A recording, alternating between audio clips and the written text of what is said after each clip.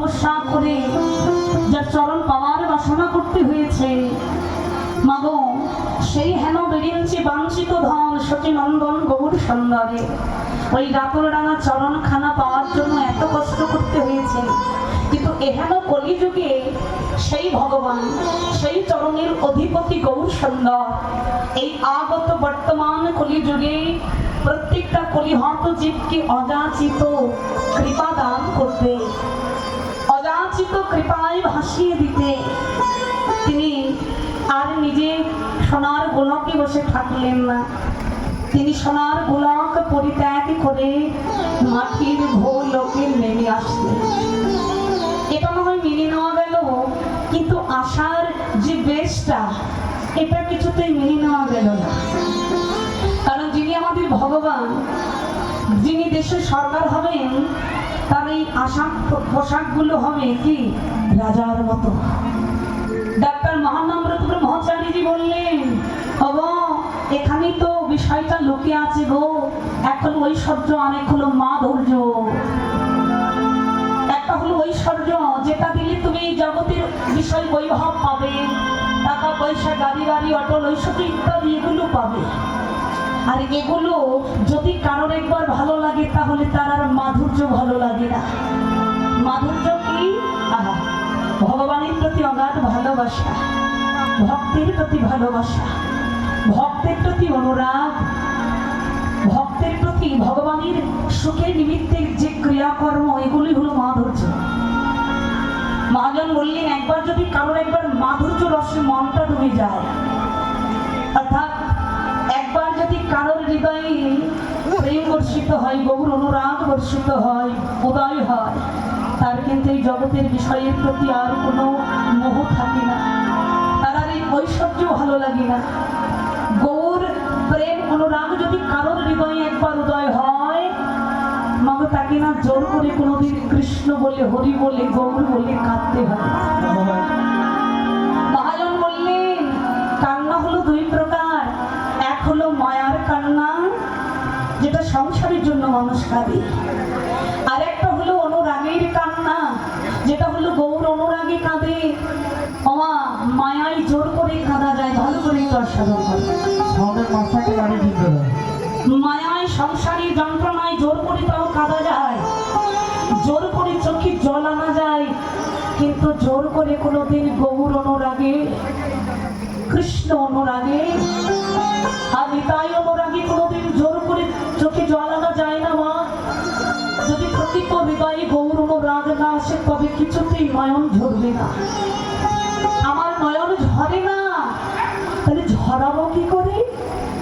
বললেন, কেন গো? যদি কাউকে কারেন্টে শক করে আর একজন তাকে বাঁচাতে গিয়ে যদি তাকে ছুঁয়ে দেয়, কি হয়? তাকেও কারেন্ট ধরে যায়। এই জগতে ওই অনুরাগ, প্রেম, ভক্তিরূপ কারেন্ট যাদের হৃদয়ে লেগেছে, এরূপ অনুরাগী ভক্ত যারা, গৌর মরমী ভক্ত যারা, যাদের গৌর নাম শুনতেই ধরে যায়, যাদের নিতাই বলতেই নাম দুটো অজরে ঝরে যায়, তুমি ওই কৃষ্ণ বলে, হরি বলে, গৌর বলে,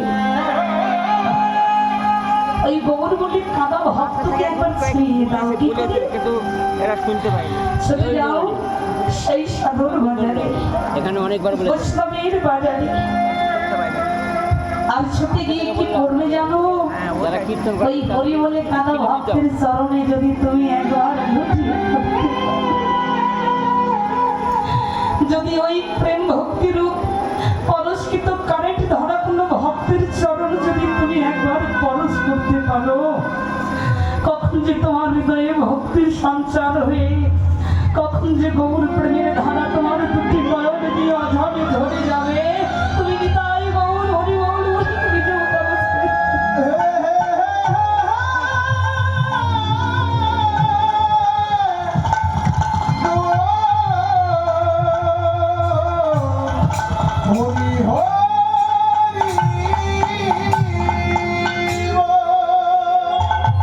সঙ্গ করতে হবে। বাবা জগতে কিছু দৃষ্টান্ত দিলেন মা, যদি কেউ জগতে যদি কোনো মানুষ কিছুদিন খারাপ মানুষ মানে গুন্ডা মাস্তানের সঙ্গ করে না, সঙ্গ করতে করতে একদিন সেও ছোটখাটো একটা গুন্ডা মাস্তান হয়ে যায়। যদি কেউ নেতার পিছনে ছোটাছুটি করে, ছুটতে ছুটতে ঘুরতে ঘুরতে একদিন সেও একটা ছোটখাটো নেতা হয়ে যায়। মহাজন তত্ত্ব দিলেন গো, এই রূপ যদি কেউ কোনো সত্য বৈষ্ণবের সঙ্গ করতে পারে, যদি নিরন্তর কোনো বৈষ্ণব সঙ্গ করতে পারে, সঙ্গ করতে করতে যে নিজে কখন সেও বৈষ্ণব হয়ে যায় বৈষ্ণব কৃপায়, সে নিজেও তা বুঝতে পারে না। আর বৈষ্ণব সঙ্গ করলে কি লাভ হয়? বৃন্দাবনী নামনিষ্ঠ বাবাজি, আপনারা নামটা একটু শুনেছেন বাবা, রাধারমন দাস, যার চোখের জল মোছাতে গেলে একটা গামছা লাগে। যখন তিনি গৌর বলে নিতাই বলে কাঁদেন, তার চোখের জল মোছানোর জন্য একটা গামছা পুরো ভিজে যায়। আর ওই গামছাটাকে নিংড়ায় এনে হাওয়ার বাবার চোখের জল মুছতে হয়। বাবা, এনাদের মতো মহাত্মাদের নাম নিলেও আমাদের ভজন হয়ে যায় জানেন। তিনি যখন একান্তে বৃন্দাবনী কুটিরে বসে একান্তে ভজন করতেন, তখন তার একজন একনিষ্ঠ শিষ্য তার সেবা করতেন। তো অনেকদিন হলো সেবা করছেন, হঠাৎ করে গুরুদেবের হৃদয়ে একটা প্রশ্ন জাগলো। প্রশ্নটা কি? যে আমার এই শিষ্যটা যেদিন তার সংসার পিতা মাতা ছেড়ে আমার কাছে এসেছিল, ওই আসবার পর থেকে এই পর্যন্ত আমি কোনোদিন দেখলাম না ছেলেটা নিজেকে নিয়ে ভাবা। ওই শিষ্যের কর্ম কি ছিল জানো বাবা? কি করলে আমার গুরুদেব একটু খুশি হবে,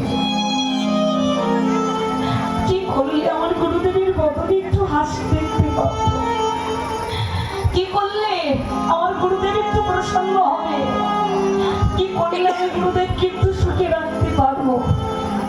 গুরুদেব দেখলেন আমার এই শিষ্যটা সারাটা জীবন শুধু আমাকে নিয়ে ভেবেছে, আমার কাছে কিছু একটা চাই। শিষ্য বলছে, বাবা, যা আপনার মতো গুরুদেব আছে এই জগতে, তার আর কি ধনের প্রয়োজন থাকতে পারে? গুরুদেব বলছে, না রে, ও কথা বলিস না। আজকে যদি তোকে কিছু দিতে না পারি, তবে আমি নিজেকে কিছু সান্ত্বনা দিতে পারবো না। বল না বাবা, কিছু আছে। শিষ্য বলছে, বাবা কিছু মনে করবেন না, আমি যদি সত্যি আপনার কাছে কিছু চাই, আমি যা চাইবো না আপনি আমাকে সেটা দিতে পারবেন। গুরুদেব বলছে, কি বলছিস? এমন কি চাইবি যেটা আমার কাছেও নাই?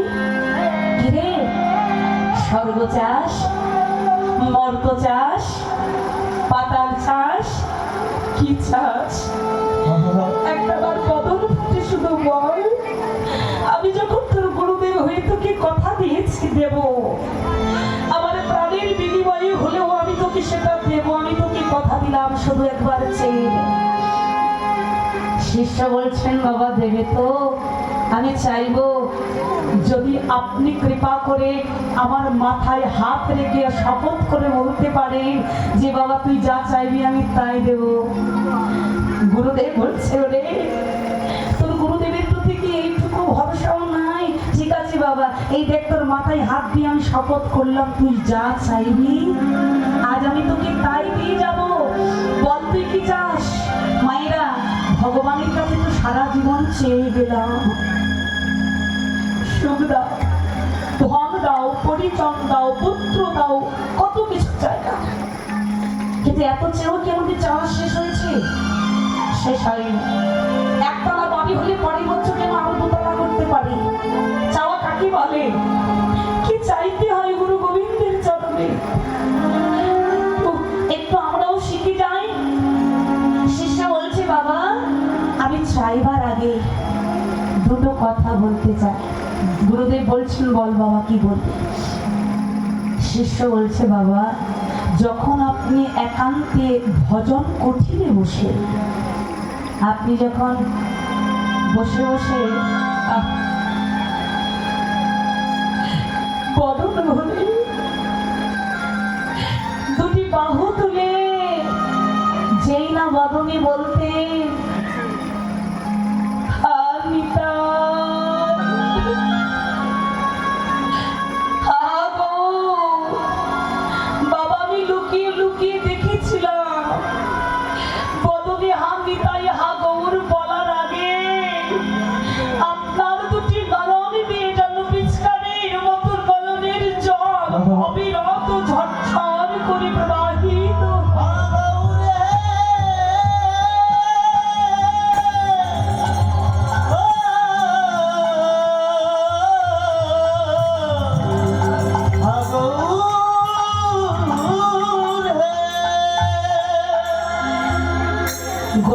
চরণে আছাড় খেয়ে পড়ে শিষ্য বলছে বাবা গো, ওরে বাবা যদি এই হতভাগাকে দিতে হয় তাহলে আমায় এই ধন দাও। কি ধন? ওই হানিতাই বলতে যেমন করে আপনার নয়নে জল ছড়ে, ও গুরুদেব কৃপা করো আমিও যেন হাগবুর বলিতে